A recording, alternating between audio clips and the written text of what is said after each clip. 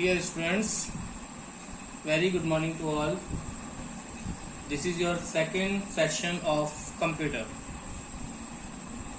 In our second phase of online classes, in our previous class, we understand about lesson number 3, that is based on MS Excel, that is related to formulas and functions, in which we learn how to create a basic formula, how to create a compound formula, and how to create a text formula. And we learn about what is formulas, what is function, what are references, operators, constant and functions. Okay, today we will learn about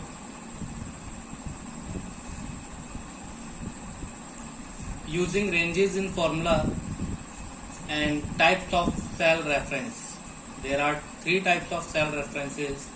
First is relative reference, second one is absolute reference, and third one is mixed reference. Here reference you can say that as an address of the cell. And what you mean by cell? Cell is the smallest unit of a worksheet in MS Excel. Okay, so let we start using ranges in formulas.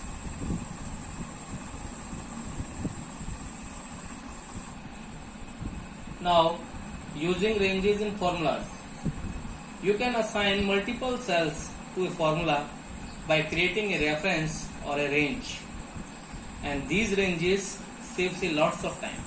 Okay, let me take an example. If you want to calculate the sum of columns or rows, it is always better to define a range. For using this, we have typed this data in our Excel sheet. These are the list of months. These are their cells. I align this column to the center position so that it is easy to understand. Okay. Now, I hope that it can be now easily understandable that this is the list of sales amount, this is the list of expenses amount, and this is the list for month. Now, if you want to calculate the total amount of sales, okay, and want to display its result in B11 cell, okay, this cell is reference is B11. So you have to define range with the function of sum. Just like that, you have to define the range of cells. This formula define the range from cell B4 to cell B9. So what happened? The value of cell B4 to B9 will be automatically sum up, and you can display its value in the desired cell. Let me do it. Now, if you want to show your result in that cell, the reference of cell will be B11. This is the address of cell. So, what should we do? We have to type the formula. Formula always start with the equal sign operator. Okay, we have already discussed in the previous session. Now we have to type the function name, that is sum. You can see that. Select this function. Now we have to define the range. What will be the range? We have to sum the values from 1000 to 2000. The address of 1000 will be B4 and 2000 will be B9. So we have to define this as B4 colon sign B9. Now close this. You can see that this range will be automatic selected. Then you have to press enter. Now you can see that this is the result. I can show you the result. I zoom this table. Now you can easily see that we have calculated the total amount of cells from Jan to June. Okay, so it's very easy to use ranges in the formula and it will save a lots of time. I hope you understand this topic. Okay, now let me move to the type of cell reference. Now, types of cell references. The cell address in the formula is known as the cell reference. With reference, you can use the data in different parts of the worksheet. And you already know that MS Excel is a program in which we can create a workbook. Okay, and a workbook is the collection of many worksheets. Okay, now there are three types of cell references. The first one is relative reference. When you create a formula, references to a cell or ranges are usually based on the position relative to the cell. So we can say that in this type of relative reference, when you copy or move the formula to other cells, the reference cell will automatically get changed. Okay, for example, in this data we already calculate the total amount of cells from this one to this one, 1000 to 2000. Now if you want to copy this cell formula and paste this in the cell C11, then what will be happen? Is this value copied here? No. Only formula will copy. Only its relative formula will copy to other cell, and it will calculate according to that value. Means the formula behind that value is the total amount of cell B4 to B9. But when we copy this or move this formula to the cell C11, then what will happen? It will calculate the total amount of cell C4 to C9. Let me see that. Now here I am copying this value of the cell B11. Now in the cell C11 we paste it C. This is the result of the total amount of expenses from the month of Jan to June. So we can say that here we can copy or move any reference to the other cell. Okay, and the reference cell automatically gets changed. Now second one is absolute reference. Absolute reference is used when we do not want to change the address of the cell on the copying the formula to another cell. Means it is just opposite to the relative reference, because in this when you copy or move the formula to other cells, the reference of the cell will not change. Okay, to make an absolute reference of a formula, you have to add dollar sign. Okay, you have to add dollar sign before the column and row number, just like that. If you want to make a absolute reference of a formula, then you have to put a dollar sign before the column and row number. This is an example of absolute reference. Okay, now let us calculate the incentive at the rate of 10% on monthly sales from the data. This one. Firstly, you have to type 10% in the cell D1. This is the cell D1. You have to type 10%. Okay. And now click on cell D4. This is the cell D4. And type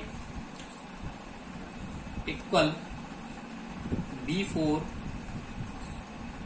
multiply $D $D 1. Okay, we have applied an absolute reference formula on the cell D4. Okay, now press enter key. The incentive amount of 10% of the cell B4, it's calculated. B4 is the 1000, and 10% of the 1000 will be 100.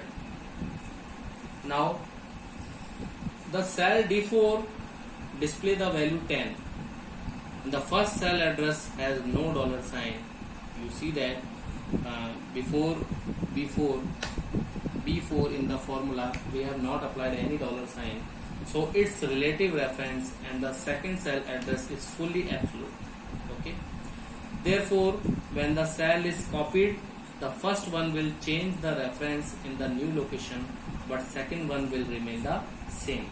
That means if you want to calculate the incentive amount for all the cells, then the first value of B4, the formula we have applied B4 is to be changed, that is converted into next value B5, B6, B7, B8, B9 and so on. Okay, but the second part of the formula will remain the same, $D and $1. Okay, now we have to copy this formula and applied this for the next record. You can see that this is the calculate amount of 10% of the cells of 2000. In this absolute formula, only first parameter will change, that is now B5. Okay, for next record is converted into B6, again B7, B8, B9, but the second argument $D and $1 will not change, it remains same. So we can copy and paste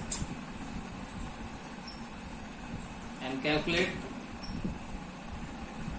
the amount for all.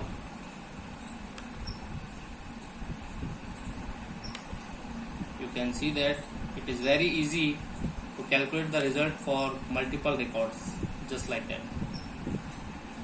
Now we have calculated incentive amount for all the cells values, very effective manner, and it will save our lots of time. Now last one is mixed reference. As the name suggests, mixed reference, it is a combination of both relative and absolute reference. In this type of reference, either row or column has to remain fixed. For example,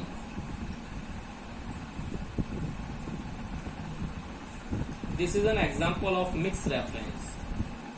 Now let me calculate the actual monthly expenses by using mixed reference. Now firstly we have to type 50 in cell D2. This is the cell D2. We have to type 50. Okay, and now click on cell E4. This is the cell E4. You can easily see that its address E4. Now we have to type equal sign $C4 minus D $2. Means we have to just put a formula which is based on mixed reference and press enter key. Now this is the result that is displayed in the actual expenses column, and if you want to copy this, then you have to copy this value and you can paste for any record. Okay, you can just drag also, but I am not dragging this time. I am just using copy and paste. Okay, now the amount will automatically calculated for the field of actual expenses. So I hope that these are the three types of important cell references, that is relative reference, absolute reference and mixed reference. We have relative reference, in which when you copy or move the formula to other cells, the reference cell automatically gets changed. But if the reference cell is not automatically changed, or if you want to make fix, then you can use absolute reference, because in this, when you copy or move the formulas to another cell, the reference of the cell will not change. Okay, and last one will be the mix. It is a combination of both relative and absolute reference. And now, by understanding the types of cell reference, what we understand, actually these type of references are used to save our time.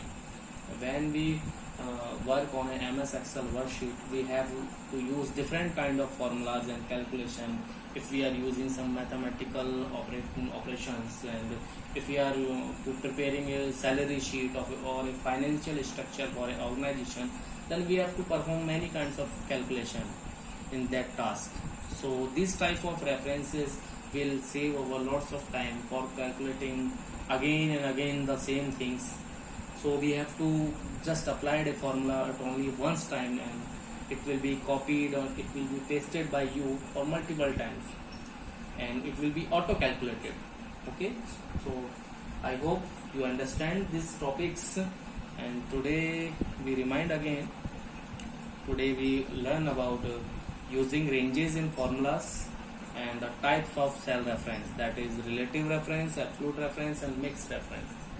I hope you understand all of these points, and please revise these points very carefully. And if you have a computer or laptop, then you can do the practical also at your home. And if you have any problem, any doubts, you can ask me. Definitely you can call me or text me. Okay, and for your next session we will understand other topics of this chapter, that is cell reference to of another worksheet, naming a sheet tab, changing color of a sheet tab, functions, rules to enter a functions, and common functions. After that we will do exercise and question answer. Okay, so kindly revise these topics. Thank you. Have a nice day.